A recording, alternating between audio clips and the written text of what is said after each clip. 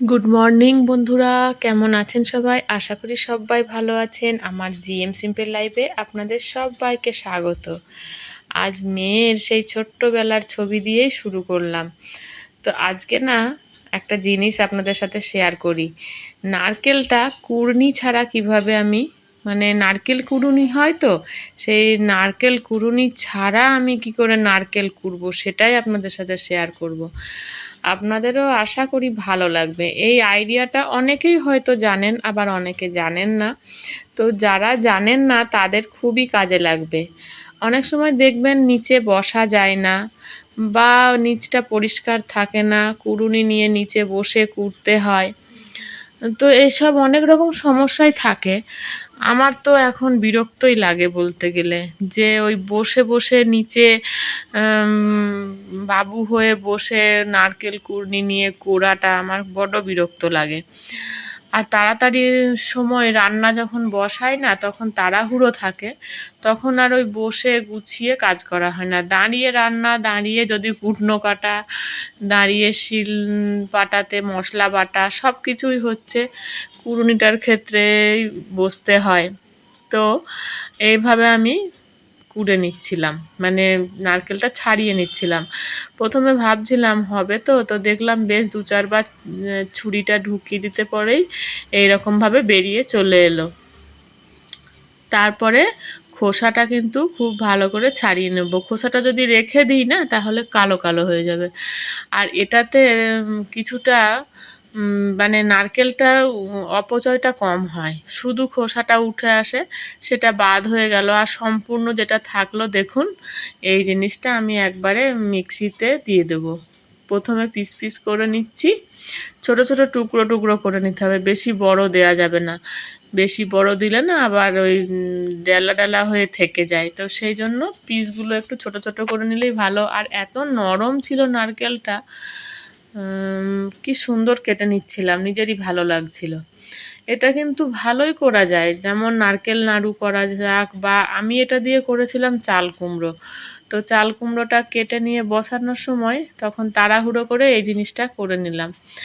আর ভালো হলো, দিব্যি সুন্দর হয়েছিল। নরম থাকলে তো কোনো কথাই নেই, শক্ত থাকলেও কোনো অসুবিধা হবে না। আর অনেকগুলো নারকেল দেখবেন একসাথে এইভাবে যদি করে নেওয়া যায় না, 2-3 বার ঘুরিয়ে দিলেই রেডি হয়ে যাবে। আমি তো কখনো মাঝে মধ্যে এটা করেই থাকি। আর যখন মাঝে মধ্যে তখন হাতে সময় থাকে, ধীরে সুস্থে কাজ করা যায়, তখন সেটা করি।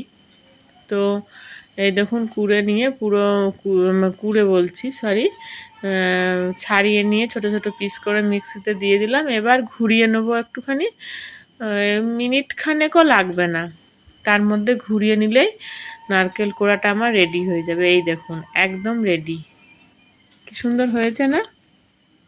তো খুব সুন্দর দেখুন হয়ে গেছে।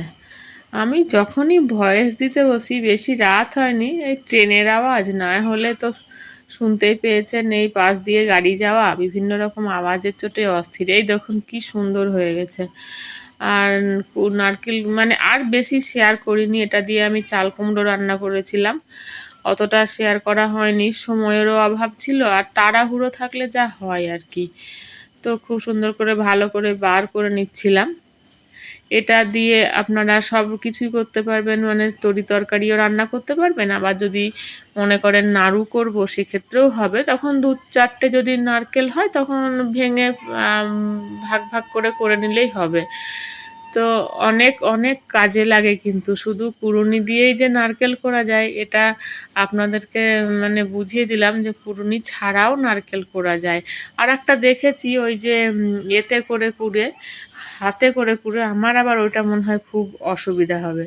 তো যাই হোক, রান্না বান্না সব চুকে গিয়েছিল। বিকেলবেলায় শাশুড়ি মা এসেছিল, তো শাশুড়ি মা এসে বসে গল্প করছিলেন।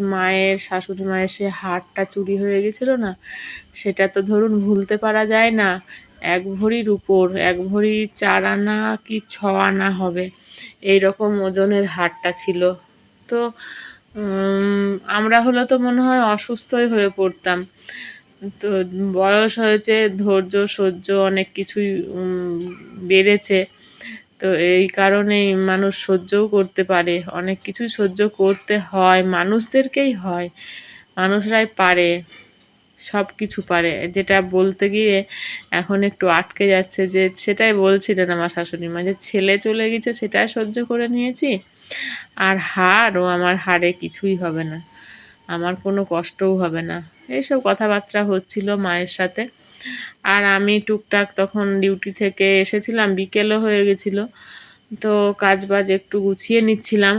আর মেয়েটা আছে তো, তাহলে একটু রান্না বান্নার দিকেও মানে দেখতে হচ্ছিল। বৃষ্টিও হয়েছিল, ওয়েদারটা বেশ ঠান্ডা ঠান্ডা ছিল।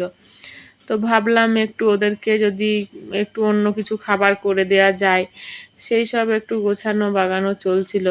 আর ওই যে শাশুড়ি মা বলছে, চুল খুলে আছো কেন, চুলটা বাঁধোনি? তো ভালো লাগে না, বাইরে থাকলে তো চুল বাঁধাই থাকে, আর ঘরে আসলে তখন একটু আলগা করে থাকি, হাওয়া বাতাস লাগে। আর সত্যি কথা বলতে কি, এত গরম, মাথার ভিতর ঘেমে ভিজে যাচ্ছে, আর কি বিচ্ছিরি গন্ধ হয়ে যাচ্ছে, কি বলবো, সব গল্পই আপনাদের সাথে হয়ে গেল।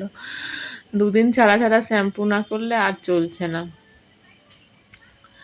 তো আমি শাশুড়ি মার সাথে একটু কথা বলে নিচ্ছিলাম, ঘোরাঘুরি করছিলাম। আর উনি এবার বলছেন, এবার উঠি সন্ধে দেবো, বাইরে দেখুন অন্ধকার হয়ে এসেছে, সন্ধে দিতে হবে, যাই, এ কথা বলছিলেন। তো একটু চাও হয়ে গেল, চা খেলাম সবাই মিলে। শাশুড়ি মা আবার আস্তে আস্তে বেরিয়ে পড়লেন, আর আমি এবার রাতের খাবারের দিকে যাই। তো দুপুরে চিকেন হয়েছিল, তা চিকেন একটু বেশি করেই করা হয়, যাতে রাত্রিবেলাতে একটু থেকে যায়। আর ইচ্ছে হয়েছিল যে ওরা তো ভালোবাসে একটু পোলাও টোলাও বা ফ্রাইড রাইস, ওই জন্য ওদের জন্য একটুখানি, একটু না বেশ অনেকটা পরিমাণেই করেছিলাম, যাতে একটু থেকেও যায়। আর চিকেনের সাথে ফ্রাইড রাইসটা ভালোই, ফ্রাইড রাইস না, পোলাও, এটা বেশ ভালোই যায়। তো ওদেরকে গরম গরম করে তাড়াতাড়ি দিয়ে দিলাম, বললো মা খুব সুন্দর খেতে হয়েছে। যাই হোক, ওদের ভালো লাগলেই ভালো লাগে। তো তাড়াতাড়ি করে বেড়ে ওদেরকে দিয়ে দিয়েছিলাম। এই হচ্ছে আজকের ভিডিওর আপডেট। আজকে কি কি করেছি অল্পর মধ্যে, ছোটোর মধ্যে দেখালাম আপনাদেরকে। আর বন্ধুরা, যদি আমার ভিডিও কোথাও একটুও ভালো লেগে থাকে, তাহলে আমার চ্যানেলটি সাবস্ক্রাইব করে নিতে ভুলবেন না, এবং বেল বাটনে ক্লিক করতেও ভুলবেন না। প্রত্যেক দিনই বিকেল 5টার সময় আমি ভিডিও দিয়ে থাকি। তো যদি আপনি নোটিটা অল করে রাখেন, তাহলে আমার ভিডিও দেওয়ার সাথে সাথে আপনার কাছে পৌঁছে যাবে, আর আপনি আমার ভিডিওটি দেখতে পাবেন। চলুন আজকে এই পর্যন্তই, দেখা হবে নতুন কোনো দিনে নতুন কিছু নিয়ে। দেখছেন ডিস্টার্বটা, জানলার ধারে বসে বসে দিচ্ছি তো, সেই জন্য এত আওয়াজ। তো আজকের মতন আসি বন্ধুরা, সবাই ভালো থাকবেন, সুস্থ থাকবেন, সাবধানে থাকবেন। সবাইকে টাটা।